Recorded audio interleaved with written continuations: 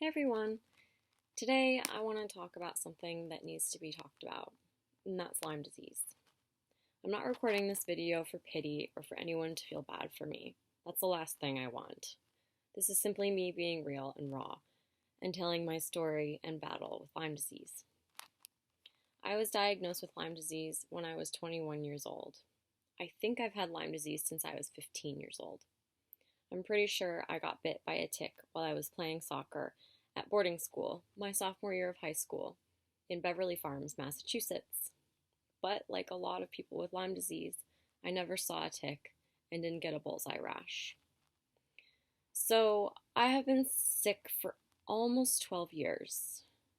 I'm 27 now, but most days I feel like I'm trapped inside a 90-year-old body.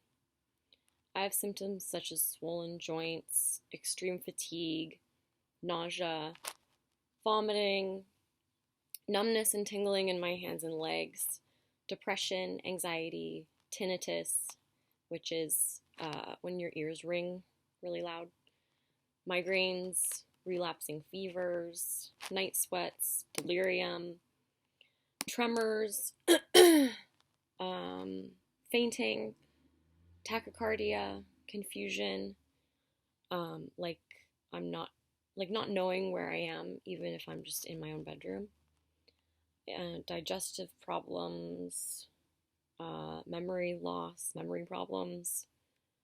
Those are the main symptoms that I can think of off the top of my head right now. I'd say on a scale of 1 to 10, my quality of life right now is at a 4. I first noticed the pain when I was 19 years old. I was in the shower and reached up to get my shampoo. My right shoulder screamed with pain. I thought I had broken it. It made me fall to my knees. That's how bad the pain was. I shrugged it off and took some ibuprofen and carried on with my day. But the next morning, I woke up with horrible nausea and threw up almost immediately. A few weeks later, I went to the ER because of horrible chest pain and swollen, burning hands. They took some blood, and I remember they tested me for almost everything under the sun. It was really scary because they tested me for HIV, they tested me for malaria, rheumatoid arthritis, and Lyme disease, amongst other things I can't remember right now. But the Lyme disease ended up being a false negative, which means that I had Lyme disease, but the blood test didn't show it.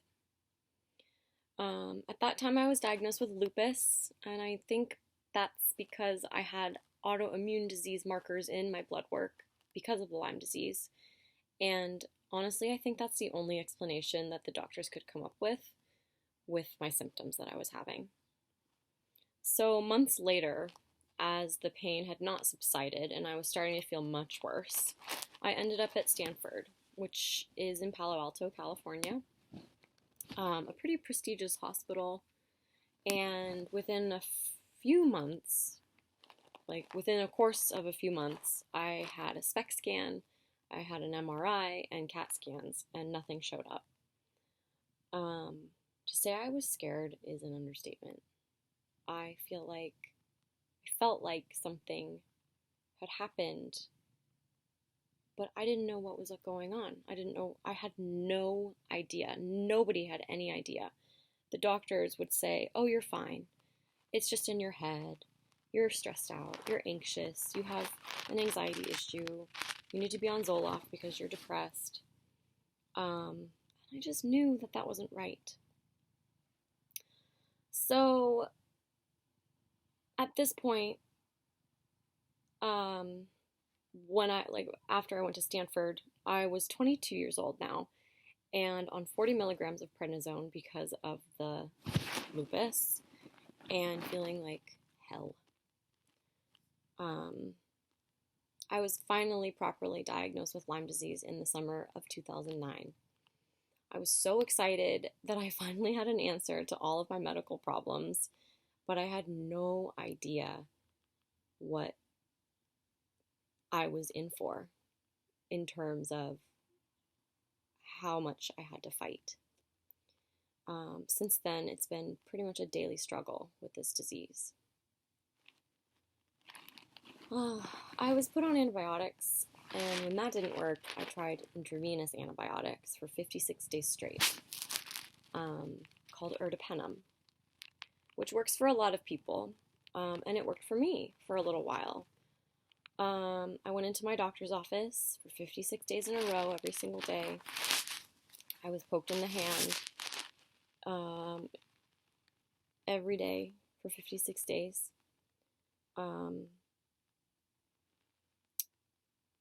I was so scared because the side effects of the drug were seizures and numbness and death. I mean, really, I was willing to do anything to get better. So the ertapenem worked for a few months. I felt great, and then the Lyme disease relapsed. So then I went on to try alternative medicines such as like Chinese herbs, supplements, and other support like acupuncture, massage, a lot of other crazy stuff that worked and helped, but it never fully got rid of it. The Lyme always came back. So to this day, I still struggle with the daily battle of Lyme disease. I would say that in a week, out of 7 days, I have 1 or 2 good days, which means I'm not in a lot of pain and I can go out and do things like fishing or going into the city or just even taking a walk. The rest of those days, I'm in bed or on the couch watching TV, or not even watching TV because my brain is overstimulated by the TV. When I'm not in excruciating pain or so tired that I feel like I'm going to die, I'm anxious or so depressed that I can't or don't want to get out of bed or leave the house.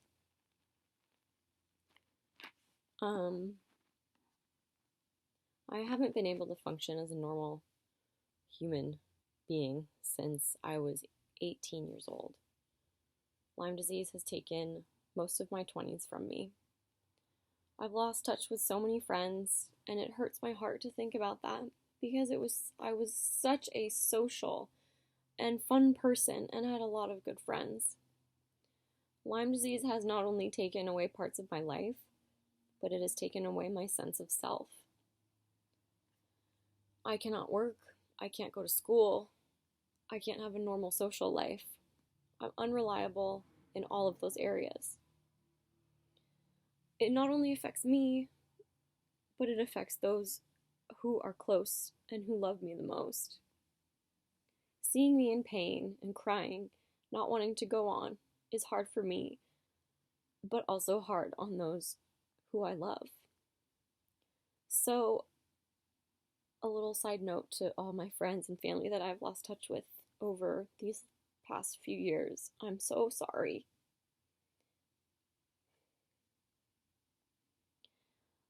I honestly wouldn't wish this disease on my worst enemy. This disease has taken so many things from me. I urge you, if you are bit by a tick or think you may have Lyme disease, please start taking antibiotics. If I had known that I was bit or got diagnosed early enough, I wouldn't have chronic Lyme disease. So, thank you guys for listening.